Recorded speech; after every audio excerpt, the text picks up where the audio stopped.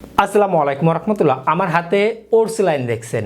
I hope আমার এই ভিডিওটি যে প্লে করেছে এটার সঙ্গে সকলেই কম বেশি পরিচিত রয়েছেন। ইভেন এটা গ্রহণ করেন নাই, হয়তো বা আমার ভিডিও প্লে করছেন এমন কোনো ব্যক্তি নয়।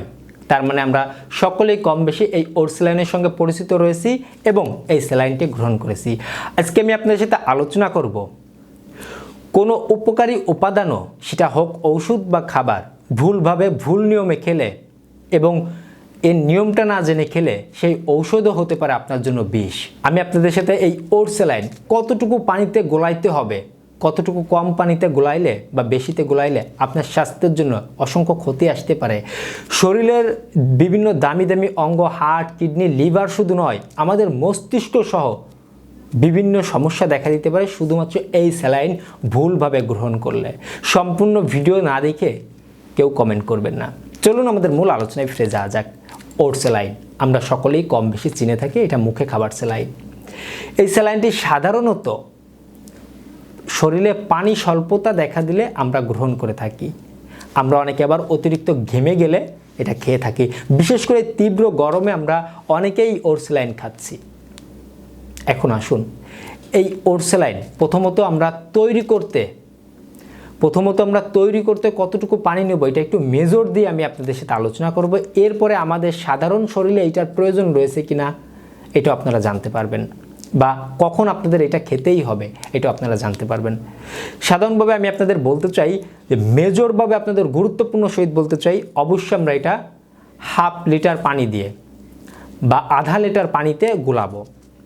এর বিভিন্ন কারণের মধ্যে অন্যতম কারণ হচ্ছে এই স্যালাইন যদি আমরা হাফ লিটারের কম পানিতে গুলিয়ে থাকি তাহলে এই স্যালাইন ঘনত্ব বেশি হয়ে যাবে। আমাদের পাকস্থলিতে যাওয়ার পরে আমাদের শরীর থেকে আরও পানি শোষণ করে নিতে চাইবে, বিশেষ করে আমাদের মস্তিষ্ক থেকে, যার কারণে আমাদের শরীরের বিভিন্ন অঙ্গ ক্ষতি হতে পারে এবং আমাদের মস্তিষ্কেই বিভিন্ন সমস্যা দেখা দিতে পারে। সুতরাং আমি প্রথমেই জোর দিয়ে বলতে চাই অবশ্যই আধা লিটার পানিতে গোলাইতে হবে। তার মানে এখানে বাচ্চাদের জন্য যে কম পানিতে গোলাবেন বা কম পরিমাণে দিয়ে গোলাইয়ে খাওয়াবেন এটা যেন না হয়। গোলানোর সময় আপনারা আধা লিটার পানি দিয়ে গুলিয়ে খাবেন। এরপরে প্রাপ্ত বয়সের জন্য খাবারের এক নিয়ম এবং অপ্রাপ্ত বয়স বা বাচ্চাদের জন্য আরেক নিয়ম, যে দিক নির্দেশনা কিন্তু সরাসরি প্যাকেটের গায়ে দেওয়া আছে। আমরা অনেকেই এই স্যালাইন খেয়েছে, নিয়মটা পড়ি নেই বা প্যাকেটের গায়ে কি লেখা আছে এটা আমরা জানি না। এখানে কিন্তু প্যাকেটেই সরাসরি বলা আছে বয়স 2 বছরের কম হলে প্রতিবার পাতলা পায়খানার পর চা চামচের 10 থেকে 20 চামচ পরিমাণে। তার মানে যে আপনার এই স্যালাইনটা 10 থেকে 20 চামচ পরিমাণে পানিতে গোলাতে হবে এমন না। এই ভুলটা একদমই কেউ করবেন না। অবশ্যই এটা আধা লিটার পানিতেই গোলাইতে হবে। এরপরে 2 বছরের কম হলে 10 থেকে 20 চামচ, চা চামচের 10 থেকে 20 চামচ পানিটা খাওয়াইতে হবে। তাও প্রতিবার পাতলা পায়খানার পরে। প্রতিবার পাতলা পায়খানা বা যদি বমি হয় এই পানি ঘাটতির কারণে আপনারা খাওয়াবেন।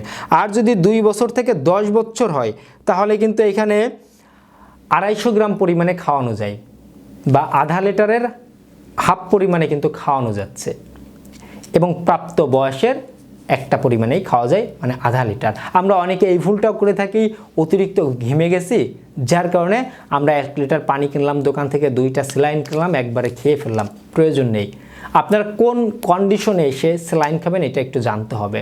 প্রথমত আমরা যে ঘেমে থাকি, আমাদের যে ঘাম হয়, শরীরে যে ইলেকট্রোলাইটের ক্ষয় হয় বা আপনারা সহজে বলেন যে আমার শরীর থেকে লবণ বেরিয়ে গেছে, আমরা সাধারণ যে ফ্রুট বা খাবারগুলো গ্রহণ করে পানিগুলো গ্রহণ করি সেগুলো সাধারণভাবে ফ্লাভ হয়ে যায়। আমাদের সুস্থ ব্যক্তিদের এই স্যালাইনের কোনো প্রয়োজন নেই।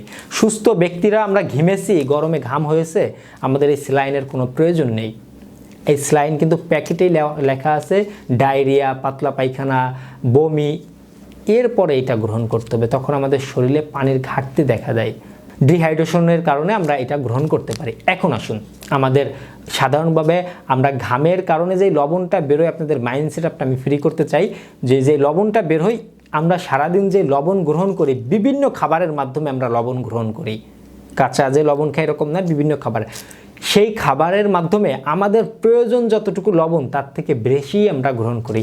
সোডিয়াম বলেন, পটাশিয়াম বলেন, আমাদের সারাদিন যা প্রয়োজন তার থেকে বেশি আমরা গ্রহণ করি। সুতরাং আমরা এই স্যালাইনটা খেলে উচ্চ রক্তচাপ রোগীদের জন্য, বা আপনি এখনও জানেন না আপনার কিডনিতে কোনো ক্ষতি আছে, হয়েছে বুঝতে পারেন, এখনও ধরা পড়েন, আপনি বুঝতে পারেননি, সেই কোয়ালিটি ব্যক্তিদেরও কিন্তু এই স্যালাইন যদি সুস্থ ব্যক্তিরা খায় তাহলে কিন্তু শরীরের জন্য ক্ষতি ছাড়া উপকার নেই। কারণ পটাশিয়াম কিডনি রোগীদের জন্য কিন্তু এর একটা পরিমাপ রয়েছে, সোডিয়াম বা লবণ এটারও কিন্তু পরিমাপ রয়েছে। সুতরাং আমরা এটা অতি প্রয়োজন আছে আমাদের বলে আমি মনে করি না, কিন্তু এটা অবশ্যই তখন ডাক্তারও আপনাকে সাজেশন করবে, বা যদি দেখেন আপনার পাতলা পায়খানা হয়েছে, হ্যাঁ এটা বলা যায় আপনি অতিরিক্ত সারাদিন ঘেমেছেন, সারাদিন আপনি বাইরে অতিরিক্ত ঘেমেছেন, এখন ঘামের কারণে অতিরিক্ত পানি স্বল্পতার কারণে আপনার মাথা ঘোরাচ্ছে, একটু বমি ভাব আসতেছে, বেশি ক্লান্ত লাগছে, তখন একটা স্যালাইন আপনি খেতে পারেন। কিন্তু এছাড়া এই স্যালাইনটা যে আপনাকে খেতেই হবে, একটু ঘামিয়েছেন বলে নাহলে লবণ ফ্লাভ হবে না, এই ভুলটা করার প্রয়োজন নেই। অবশ্যই মেজরভাবে আবারও বলতে চাই, আধা লিটার পানিতে আপনি গোলাবেন, এরপরে বাচ্চাদের কম পানিতে খাওয়াবেন, মানে পরিমাপ মতো খাওয়াবেন।